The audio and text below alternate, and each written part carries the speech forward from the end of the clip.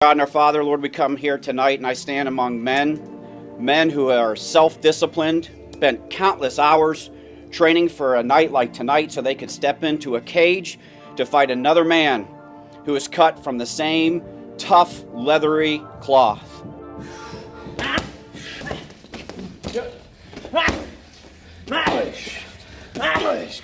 My name is Fred Stonehouse. I am 27 years old, and I'm a manager and a full-time martial arts instructor for the Ottawa Academy of Martial Arts, and I run their Rockland location. So actually next week I'm heading down to Pittsburgh to compete in my third professional MMA fight.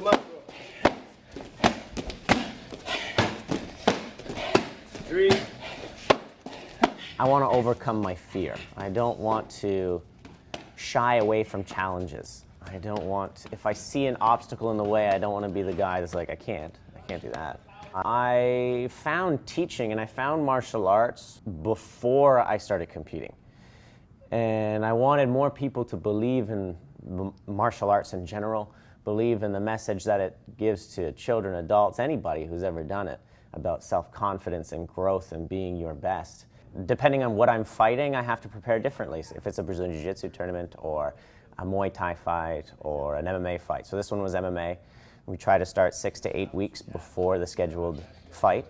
And it's about getting your conditioning up to par. So that might mean sprints, running, conditioning circuits. But we need to be physically ready to endure who knows what, like the worst case scenarios, and be able to push beyond our capacity and beyond our limit, and getting mentally prepared too by going through grueling training sessions or pad sessions, grappling, wrestling. There's not enough time in the day to go through everything you need to go through, and your body can only do so much. So it's about finding that balance and slowly increasing the intensity as you approach the fight, and at the right moment, as you start to peak, we taper down so we can maintain that high level of intensity, that optimum efficiency with our bodies.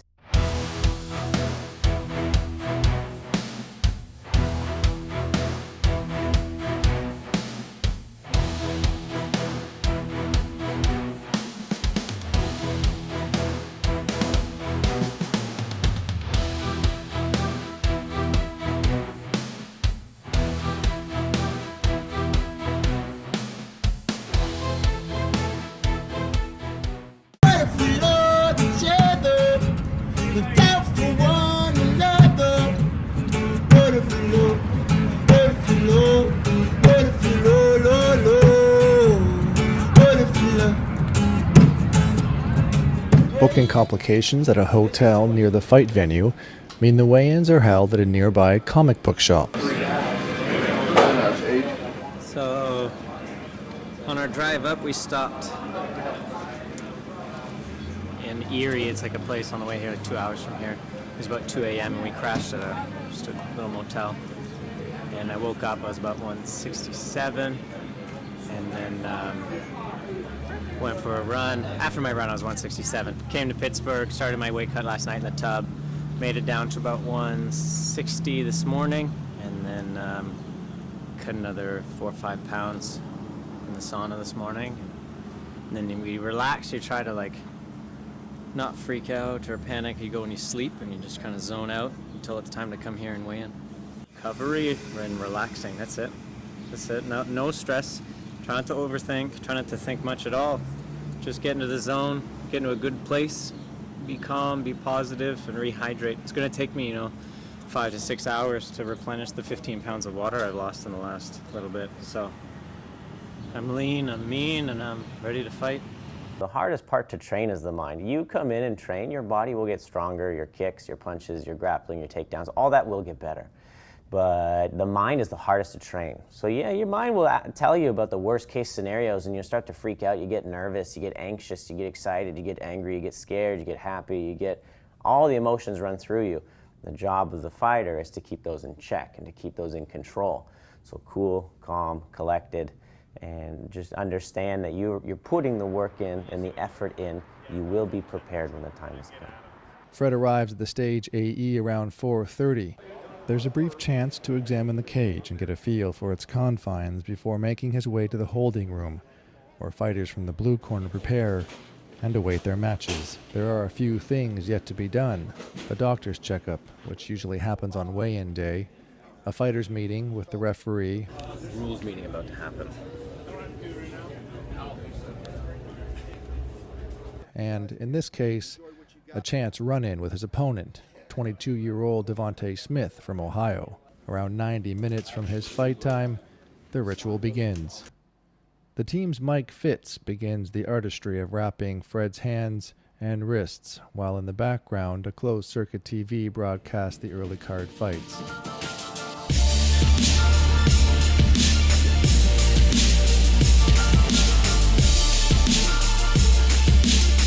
An official signs off on the wraps, and Fred is fitted into his gloves.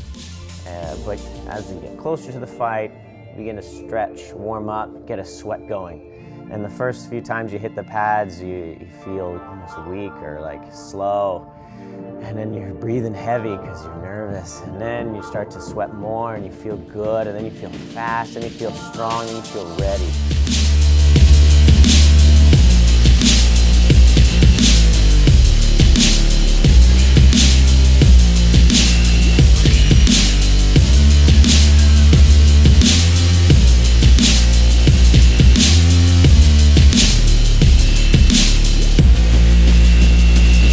And right as they're about to tell you to go out, okay, Fred, you're up. It's the hardest feeling to explain. They call it mushin. The samurai would call it mushin, and it's this mind to no mind state. It's almost like a Zen feeling where the fear disappears and there's no anger, there's no anxiety, there's nothing. It's a very strange feeling. Fred obviously came out on the losing end. He got knocked down. He was transported to the trauma center, and unfortunately, that's part of the game.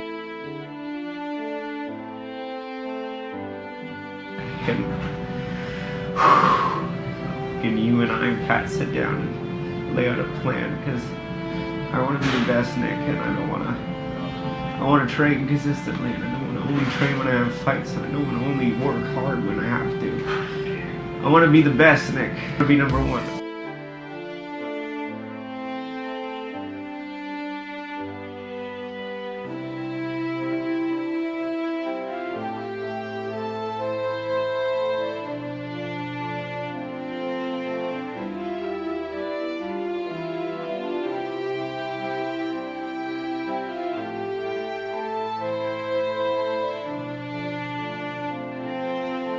Obviously, the outcome was not the ideal outcome or the one I was striving for, but it didn't deter me. I know I have a long road of recovery. Some good damage happened to my cheekbone, and obviously I'm concussed. He did a good job, I can't take anything away from him. But I am still mentally strong and motivated, and I know I'll be back, and I know I'll be better because of it. And I'm excited for that road. I'm frustrated that it's going to take such a long time, 3 to 6 months before I can really do any kind of training. But I will be back. I will be back, and I will be better than ever.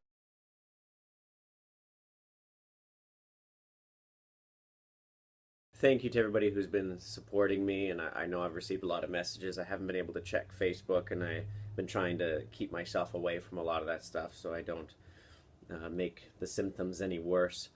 But there's a lot of people that helped me out with this camp, and a lot of people that have made pretty cool. Everything that has happened so far has made it possible. I'll be back, and I'll be better. Thank you.